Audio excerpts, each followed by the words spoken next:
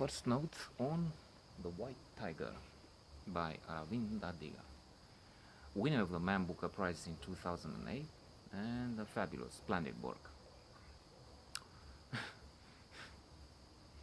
Funny, he deals with the author deals with I'm sorry, I don't even know at this point if we're dealing with a man or a woman, so the author, let's leave it at that,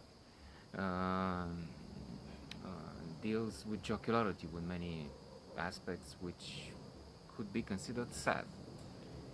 For some reason, he addresses the Chinese Prime Minister visiting India. It's strange if we think that the relations between these two most populated countries in the world are very tense. They have a dispute, they had a war in the high mountains, and they don't agree where to trace the limit between the two lands. But the narrator explains some things to the Chinese visitor. From the 20 million or so gods which an Hindu can worship. True, even there will be people who think there are many fewer than 20 million. Some would not agree with any at all. But then to that, he adds in what I think is a very funny way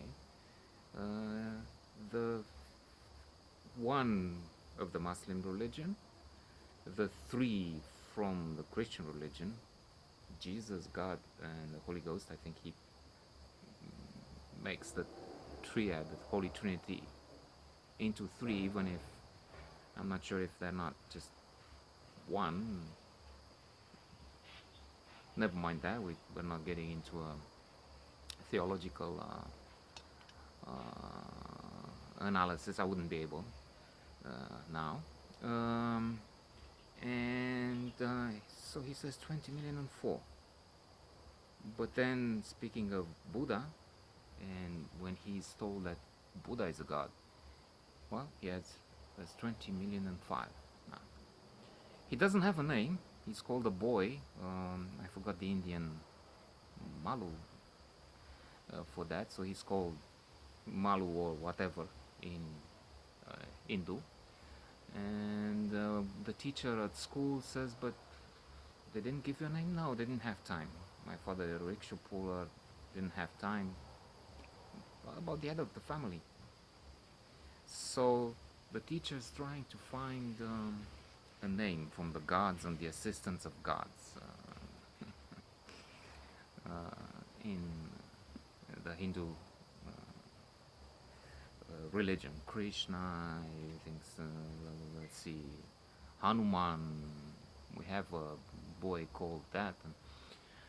Then we also learned that he's an entrepreneur, and an Indian businessman has to be both sly and honest. Interesting. How can you be that same time? But if you need to be, then one needs to be. He talks about his village and the fact that they have water buffalo, and that's the fattest thing they have. Here I'm not sure. I was reading in The Economist that they have this dispute over what to do with meat. Beef is there's no beef in so to speak in India. Cattle are sacred. The cow is sacred.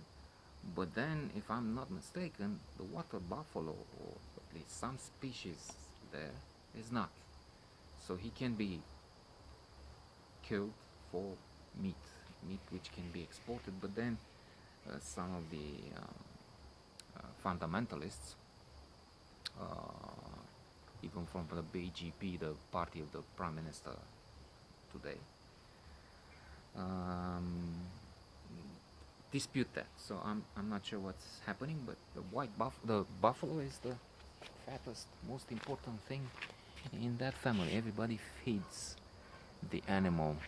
If he gives milk, if it gives milk and they can sell, that's wonderful.